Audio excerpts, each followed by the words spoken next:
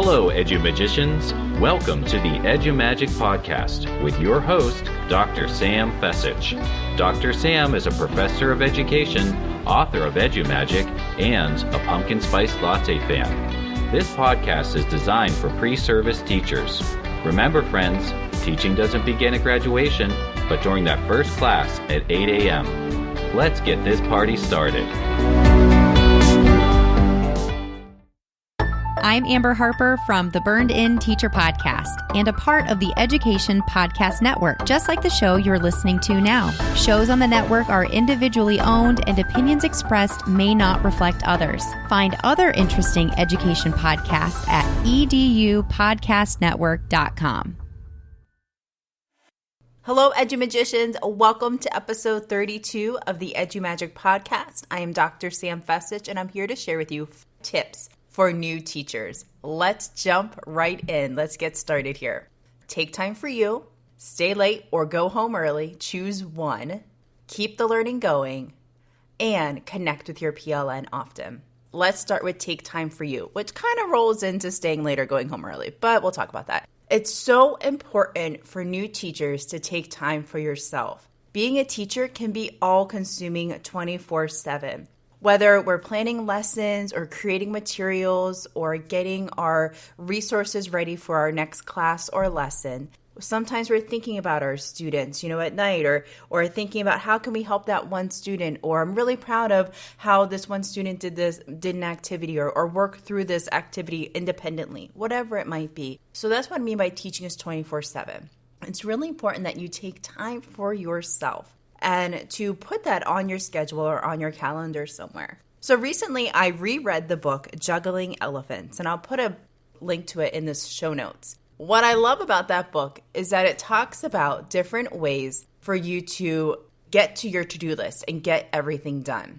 In the book, the author talks about having, being the ringleader of your own 3-ring circus. And the gist is that you have 3 rings in your circus. One is a professional ring. For you, it might be teaching or school. The next ring is a personal ring. What are things you're going to do to invest in yourself? And then the last one is relationship ring. This is where family and friends, loved ones come into play. And each of those rings have different acts. For example, in your teaching one, you could have the different subjects that you teach, or the committees that you're on, or projects that you're working on. In the personal ring, you can have things that help fill you up as a person. So whether it be writing poetry or listening to music or binging your favorite show on Netflix, you can put that in there. And then relationship ring is where you put all of your personal connections. So in there, I put my family members, and I put specific little things I want to do to reconnect and just connect with them throughout the day, whether it be a little text that's saying, hey, I love you, or whatever it might be. I have that in there. So I have these 3 little rings going on. And the book, Juggling Elephants, goes into how to, line up your acts and things like that. So you can check that out. I'll put the link over in the show notes. And it's been really helpful for me to see different parts of my life and see which area I should be focusing in at a time. And that's really helped me make time for myself. But it's really important for you to find something that's going to help fill you up and stick to it. Put it on your calendar as a thing that you have scheduled in, and be protective of that time. My next piece of advice is to stay late or go in early, and don't do both. Whenever I was a first-year teacher, I would be in at like 7 a.m. I think school started at like 7:45, and I would leave at like 4 p.m., 5 p.m. Please don't do that. Pick one or the other, friends, and choose what you're going to work on for that hour or that half hour that you stay late or come in early. Have a set goal in mind for that time, and prioritize your list of things you need to do. So do you need to make copies? Do you need to get some grading done? Do you need to set up the classroom for a specific activity and get that done? So be cognizant of the time that you're going into school, and pick one. Either stay later or go in early, because you don't want to burn out. And by choosing one or the other, then you're making time for relationships, and you're making time for you as well. Okay, EduMagicians, I have to interrupt here for just a second. I am so excited because EduMagic Shine On, a guide for new teachers, comes out tomorrow, Wednesday, November 27th. Here we go. I am so excited for this next book to launch. I wrote it with Hannah Sansom, Katie Gibson, and Hannah Turk. For all the details and challenges to win your very own copy of EduMagic Shine On, head on over to www.sfessage.com/32 for all the details. Have a great day, and let's get back to those tips.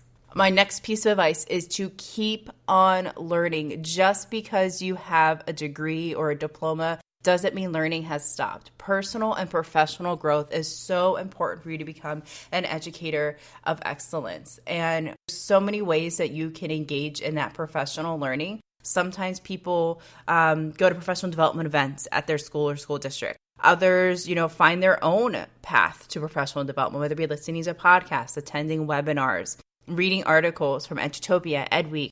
Finding ways for you to hone in on your craft and become better and better each day is what our kids deserve.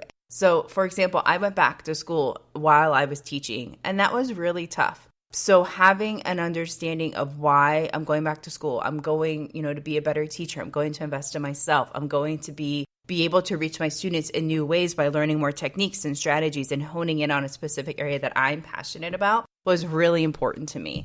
So I was able to go in and find an area in which I enjoyed and focus and niche down on that. My area was educational technology, and I really enjoyed learning about that and taking time to invest in the courses and do my best, because what was really neat about whenever I was going back to school for my master's, I was able to incorporate what I learned directly into the classroom right away. And sometimes, depending on the school or district that you're in, they might help pay your way a little bit when going back to school. So that's definitely something you want to investigate as you're interviewing for jobs, or something you might want to bring up to your mentor teacher. It's really important to invest in yourself as a learner, because just because you get a diploma or a degree doesn't mean your learning stops, and it shouldn't stop. You should always be continuing to learn. And one way that you can continue to learn, besides going back to school or investing in yourself by listening to podcasts or watching webinars from EdWeb or Simple K-12, is by connecting with your PLN. It's so important. I'm a huge advocate of having a professional learning network, and I know I talk about it a lot on this show, and you can find other episodes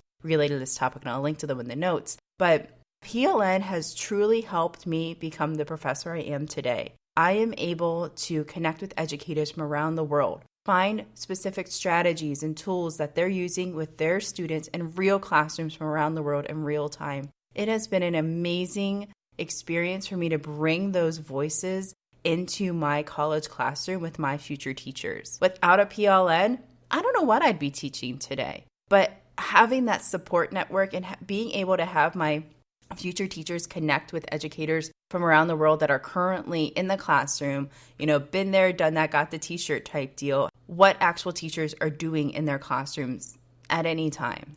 And it's been a game changer in my class, just for them to connect and learn from other people, and they're able to bring their experiences into that classroom.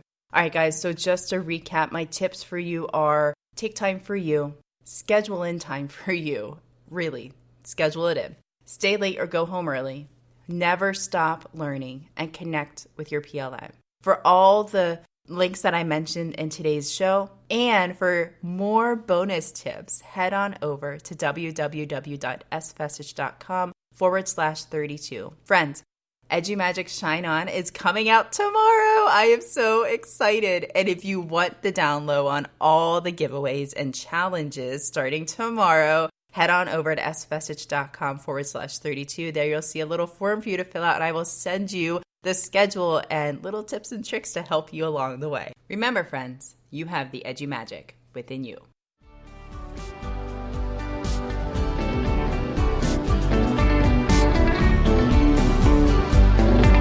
And there you have it, EduMagicians.